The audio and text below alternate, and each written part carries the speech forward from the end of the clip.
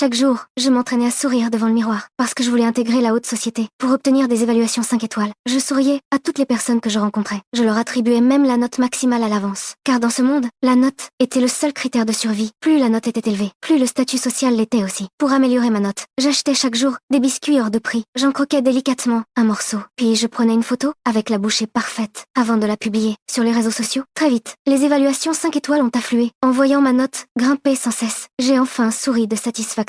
Mais ce bonheur n'a duré qu'un instant. Un jour, un collègue m'a offert un bubble tea sans hésiter. Je lui ai donné 5 étoiles, mais ce geste a provoqué le mécontentement de mes collègues, car cet homme était détesté par tout le monde. Le fait de lui avoir donné la meilleure note a poussé les autres à me laisser de mauvaises évaluations. En voyant ma note chuter à toute vitesse, je n'avais plus qu'à continuer de sourire. Plus tard, je suis tombée sous le charme d'une magnifique villa, mais l'agent immobilier m'a expliqué qu'il fallait une note d'au moins 4,5 pour pouvoir l'acheter. Or, ma note actuelle n'était que de 4,2. Désespérée de vouloir remonter rapidement, je suis allée voir un spécialiste des évaluations. Il m'a révélé une méthode secrète. Selon lui, si je fréquentais des personnes ayant une excellente note et que j'obtenais leurs évaluations positives, ma note grimperait très vite. À partir de ce jour, j'ai commencé à attribuer de bonnes notes à des inconnus, mais mes efforts ont produit l'effet inverse. Ma note a continué de baisser. Puis, un tournant est arrivé. Une ancienne camarade de classe m'a appelé pour m'inviter à son mariage. Cette nouvelle m'a remplie de joie, car elle possédait une note exceptionnellement élevée. J'étais convaincue que lors de cette cérémonie, je rencontrerais de nombreuses personnes de la haute société. Mais